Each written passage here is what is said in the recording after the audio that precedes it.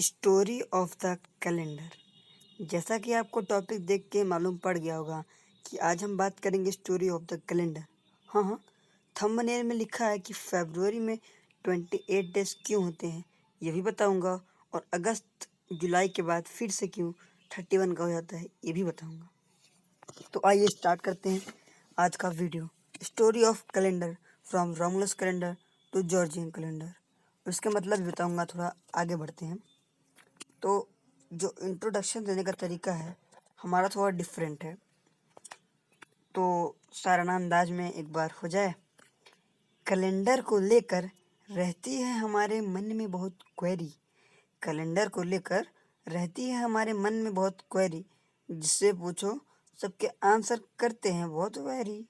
पर अब पर अब आपको रहना है डोंट वरी, क्योंकि सारे डाउट्स क्लियर करेगा शिवांशु अग्रहरी। अब ये इंट्रो देने का नया स्टाइल है। ये कविता मैंने अपने आप से लिखी है, जैसे कि लग ही रहा होगा देख के। तो आइए आगे बढ़ते हैं। तो जो कैलेंडर की स्टोरी शुरू हुई वो शुरू हुई रोमुलस के एज से। तो पहले जान लेते हैं कि स्टोरी स्टार्टिंग से क्या है। पहले आपको बताओ रोमुलस कौन था। ये देखिए इसकी पिक्चर, ये है रोमुलस जी। इन्हीं का नाम है रोमुलस। देखने में तो ठीक ही ठाक लग रहे हैं, पर यही हैं कैलेंडर के असली फादर, मतलब इन्होंने कैलेंडर का इन्वेंशन किया। तो आइए स्टार्ट करते हैं। तो पहले मैं आपको बता दूं कि कैलेंडर का ज़रूरत क्यों पड़ी। कैलेंडर की ज़रूरत आखिर पड़ी तो पड़ी क्यों। तो उसके पीछे कहानी ये है कि जब कैलेंडर नहीं था तो लोगों को दिक्कत आती थी फेस्टिवल को पहचानने में कि अब कौन सा फेस्टिवल है, अब इसके बाद कौन सा फेस्टिवल आएगा, कितने दिन बाद आएगा, कितने दिन का ये हम रखें वो रखें, मतलब बहुत डाउट थे। तो उन सबको दूर करने के लिए ही जो रोम के किंग थे उस समय, एम्परर थे, ये इनका नाम था रोमुलस। तो उन्होंने क्या किया कि 10 महीनों के नाम बना दिए, 10 महीने बना दिए। अब उसमें जो मैं आपको बता रहा हूँ सब थ्योरी वाइज है।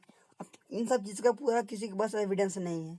जितनी ही बातें आपको विकिपीडिया पे मिलेंगी, हर जगह मिलेंगी, सब में केवल एक ही चीज़ है, वो है थ्योरी। सबके पास केवल थ्योरी है, एविडेंस किसी के पास नहीं है। तो उन सारी थ्योरीज को मैंने मिला के जो अपनी खुद की सोच बनाई है, और जहाँ तक कि मुझे सही भी लग रहा है, आप लोग को सही लगेगा, तो असली बात यही है। तो उन्होंने 10 मंथ बनाए। तो कहा ही जाता है कि मंथ तो 12 थे, क्योंकि आप जानते हैं सन जब घूमेगा तो उसको पूरा अपना रोटेट करने में 362 दिन लगते हैं। पर एस्टिमेट उसके 365 के करीब करीब दिन थे। तो जो 2 महीने थे जनवरी और फरवरी, वो थे नहीं, मतलब उनका नाम नहीं था, ना उनकी एग्जिस्टेंस थी। जब वो 2 महीने आते थे तो उसको छोड़ दिया जाता था। तो कहा जाता था कि वसंत से, मतलब स्प्रिंग से शुरू हो गए मंथ शुरू होंगे और फिर ख़त्म किस पे होंगे, दिसंबर पे। ठीक है, तो बात ये थी उस समय। तो फिर अब क्यों नहीं थे जनवरी फरवरी मंथ, उसके पीछे कारण यह था कि उस समय जनवरी फरवरी रोम में बहुत ठंडी पड़ती थी, और इसके वजह से वहाँ पे फार्मिंग नहीं हो पाती थी। ठीक, और फार्मिंग नहीं हो पाती इसलिए उसको काउंट नहीं करते थे वो लोग। अब कुछ थ्योरी कहती हैं कि ये गलत है, कि जनवरी फरवरी का एक्सटेंशन शुरू से नहीं था। ठीक है, अब दोनों थ्योरी में से आपको जो अच्छा लगे वो आप मानिए, पर मेरे हिसाब से पहले थ्योरी आ सही है, क्योंकि जनवरी फरवरी में कुछ काम नहीं होते थे, इसलिए उनका नाम नहीं रखा गया था। क्योंकि अगर एक बार देखा जाए कि अगर पहली थ्योरी को ना दूसरी थ्योरी को माने कि वो एग्जिस्ट नहीं करते थे, तो मान लीजिए इस बार अगर मार्च में गर्मी पड़ी तो अगली गर्मी मई में पड़ेगी, मार्च में ठंडी पड़ जाएगी। तो सीजन के जो फ़र्क हैं वो ज़्यादा साफ साफ दिखेंगे, इसलिए पहली थ्योरी में मैं सपोर्ट करता हूँ। तो आइए आगे बढ़ते हैं। अभी जो आप देख रहे हैं महीनों के नाम, कहाँ गया ये। तो पहला महीना में दिख रहा है मार्च। ठीक है, अब मार्च कैसे रखा गया। अब मार्च गॉड, एक गॉड थे मार्स गॉड, ठीक है, मंगल जिसको हमें अपन भाषा में कहते हैं हिंदी में, तो उन्हीं के नाम पे सब रखा गया था। ठीक है, March in the honour of god Mars, April in the honour of god fortune और ग्रीक एप्रोस वीनस। यानी जो मार्च अप्रैल मई जून, ये 4 मंथ के नाम गॉड के नाम पर रखे थे। कौन कौन से गॉड थे, मार्स, वीनस, मैया, जूनो। ठीक है, इन सब के नाम पे ये रखे गए थे। आपको बता दो कि उस समय केवल 10 मंथ थे, और उसमें जुलाई अगस्त का नाम दूसरा था, क्वांटिलिस और सेक्सटिलिस। इसका नाम क्यों चेंज हुआ उसको मैं आपको आगे बताऊंगा। ठीक है, तो स्टोरी क्या थी कि क्वांटिलिस नाम क्यों पड़ा। क्वेंट मतलब होता है 5th, सेक्स मतलब होता है 6, सेप्ट मतलब होता है 7, ऑक्ट मतलब होता है 8, नो मतलब होता है 9 और डेस मतलब होता है 10th। तो उसी के हिसाब से 5th month, 6th month, 7th month, 8th month, 9th month, 10th month, इसी हिसाब से इसका नाम रखा गया था। तो ये तो क्लियर हो गया। अब जो 2 एक्स्ट्रा मंथ बने थे, जनवरी और फरवरी, ठीक। अब ये कहाँ से आते ये भी देख लो। जो एक गॉड थे जेनुस, मतलब रोम में कई कई अलग अलग गॉड के नेम थे, तो उन्हीं के नेम भी जनवरी और फरवरी। अब आगे बढ़ते हैं।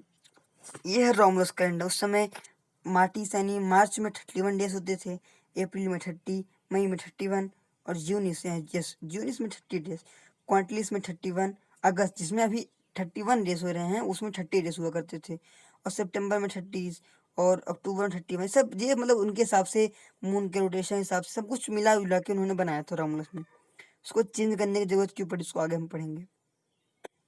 ये देखिए ये रोमुलस हैं। आपको 4 लोगों का नाम बहुत अच्छे से याद करना पड़ेगा, मतलब इन्हीं के इर्द गिर्द पूरी कहानी घूमेगी। एक रोमुलस हो गए, एक है न्यूमा पोम्पुलिस, ठीक है, ये भी बहुत इंपॉर्टेंट रोल है इनका।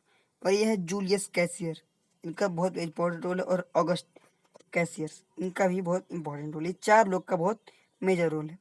अब ये जो मैं सारे कैलेंडर का एक कह सकते हैं समरी है, इसको दिखा के अगर मैं समझाऊंगा आपको तो आपको बहुत अच्छे समझ में आएगा। स्टार्ट करते हैं रोमुलस के टाइम से। रोमुलस के टाइम पे क्या था, मार्च 31 का था, अप्रैल 30 का, मई 31, जून 30, ऐसे में से मंथ सब डिवाइड थे। तो उसको चेंज किया गया, क्यों किया गया। अब होता क्या था कि बीच में लीप ईयर्स भी पड़ते थे। जैसे पता है कि अर्थ को रोटेशन करने में बहुत कम टाइम लगता है, तो उसी को देख के इंटरकैलेरिज बनाई गई थी कि लीप ईयर को ठीक करने के लिए, ठीक है। और उस समय एक मान्यता और थी कि इवन नंबर बहुत अशुभ होते हैं। जो इवन नंबर होते हैं बहुत अशुभ होते हैं, इसीलिए जो मतलब एक मंथ के में जो डेज थे उनकी संख्या अलग की गई। तो 31 मार्च में कर दी गई, 29 अप्रैल में, मई में 31, जून में 29, क्वार्टरली यानी जुलाई में 31, सेक्सटली यानी अगस्त में 29, सितंबर में 29, अक्टूबर में 31, फिर नवंबर 29, दिसंबर 29, जनवरी 29, ठीक है। ऐसे ऐसे मंथ्स के नाम थे, ठीक है। अब फरवरी में 28 क्यों थे, क्योंकि फरवरी को वहाँ पे अशुभ माना जाता था, क्योंकि मान्यता ये थी कि फरवरी में सब जो लाश ओस थी, मतलब उस टाइम पे जो मर जाते थे उनका जो अंतिम संस्कार उसका वो सबसे जो रिलेटेड सब वर्क थे वो फरवरी महीने में भी होते थे, इसलिए फरवरी को अशुभ माना जाता था। अब ये जो जनवरी फरवरी आए और इनके एक जो एग्जिस्टेंस है वो कहाँ से शुरू हुई, तो उसके लिए आपको जानना होगा यहाँ थोड़ा पीछे। जनवरी जो मैं बताया था क्योंकि गॉड जानूस, और फरवरी जो गॉड फेब्रुआ के नाम से आया था। तो अब आपके मन में क्वेश्चन आ रहा होगा कि 450 बीसी में जनवरी को पहला महीना, फरवरी को दूसरा महीना कर दिया गया। अब क्यों किया गया, आपके मन में सवाल आ रहा होगा, जाहिर सी बात है आना भी चाहिए। तो इसका पीछे का रीज़न ये था कि जब शुरू शुरू में जनवरी फरवरी का इंट्रोडक्शन हुआ था तो जनवरी को 29 और फरवरी को 28 किया गया था, ठीक। फिर लेकिन प्रॉब्लम क्या हुई, दोनों को 28 सॉरी दोनों को 28 किया गया था, लेकिन प्रॉब्लम क्या आई कि जानते हैं जैसे कि आप इवन नंबर को बहुत अशुभ माना था, फिर जनवरी को 29 कर दिया गया, ठीक। और जो गॉड जेनुस थे, मान्यता ये थी कि वो भविष्य का और भूत का दोनों देख सकते हैं। तो जो जनवरी मंथ है आने वाले ईयर का वो भी देखती है और जाने वाले ईयर को भी देखती है, पिछले ईयर को, यानी जैसे जनवरी 2020 है, अब जनवरी 2020 दिसंबर 29 मतलब 29 को भी देखेगी और 2020 को भी देखेगी, 2 साल को देखेगी। इसीलिए गॉड जेनुस के नाम पे जनवरी हुआ और उसके बाद फरवरी आता था, इसलिए फरवरी हो गया, ठीक।